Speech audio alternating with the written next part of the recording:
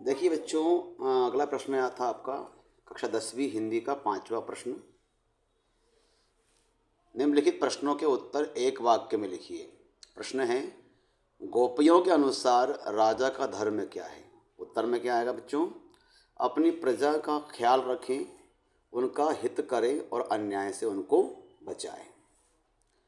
आगे लिखा है इसमें, रमणीयार्थ प्रतिपादकः शब्द काव्यम, यह परिभाषा किस विद्वान ने दी है? तो यह परिभाषा दी है ना, पंडित राज जगन्नाथ ने।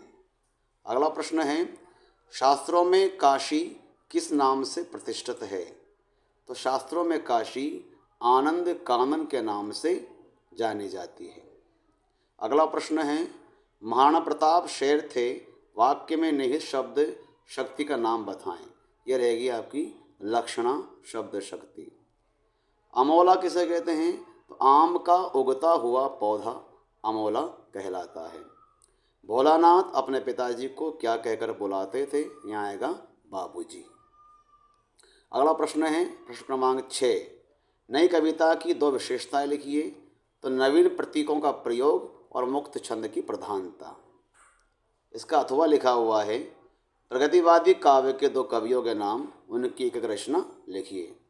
तो यहाँ पर नंबर आ जाएगा नागार्जुन। इनकी रचना है प्यासी पथराई आँखें और युगधारा सतरंगे पंखों वाली। फिर है शिवमंगल सिंह सुमन, इनकी रचना है विंध्य हिमालय, है ना, विश्वास बढ़ता ही गया इत्यादि। आगे लिखा है, सूरदास अथवा नागार्जुन की काव्यगत विशेषताएं लिखिए। बिंदु हैं 2 रचनाएं, सब जानते हैं। रचना लिखी है सूरदास जी ने, सूरसागर, साहित्य लहरी और सूरसारावली।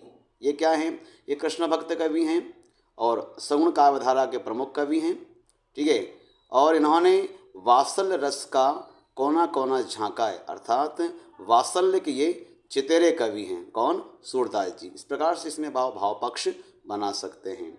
आगे नागार्जुन कवि की रचनाएं हैं युगधारा, सतरंगे पंखों वाली, ठीक है, और प्यासी पथराई आँखें।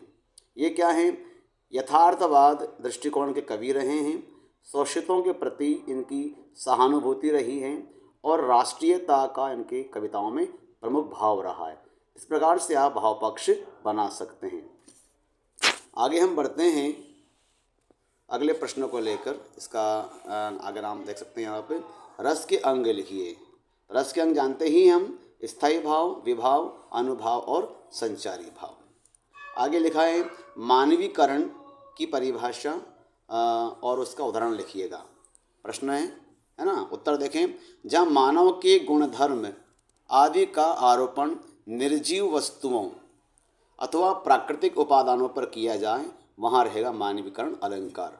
जैसे मानो झूम रहे हैं तरु भी मंद पवन के झोंकों से, या फिर आया सावन झूम के। झूमता कौन है? मनुष्य। तो यहाँ पे सावन को झूमता हुआ बताया गया है। आगे लिखा है, काव्य की परिभाषा दीजिए। तो काव्य की परिभाषा आपको लिखवा रखी है, परिभाषा दी आचार्य विश्वनाथ ने। उन्होंने कहा है, रसात्मकम वाक्यम काव्यम। अब पूछा है आपसे काव्य के भेद लिखिए। बहुत सिंपल है, आपको देख सकते हैं काव्य के भेद। काव्य के 2 भेद होते हैं, श्रव्य काव्य और दृश्य काव्य। ठीक है, अब श्रव्य काव्य के भेद होते हैं 2, प्रबंध काव्य और मुक्त काव्य। प्रबंध काव्य के 2 भेद हो जाते हैं, महाकाव्य खंड काव्य, और मुक्त काव्य के 2 भेद हो जाते हैं, पाठ्य मुक्तक और गय मुक्तक। ऐसे ही दृश्य काव्य के भी 2 भेद होते हैं, नाटक और एकांकी। आशा है आपने इतना प्रश्न पत्र ठीक से समझ लिया होगा, और हम आगे बढ़ेंगे अगले भाग की ओर, जिसमें आपको और अन्य प्रश्न रहेंगे और उसके गद्यांश पद्यांश रहेंगे। ठीक है, तो वीडियो अगर अच्छा लगा हो तो इसे आप शेयर करें, लाइक करें और चैनल को सब्सक्राइब अवश्य करें। धन्यवाद।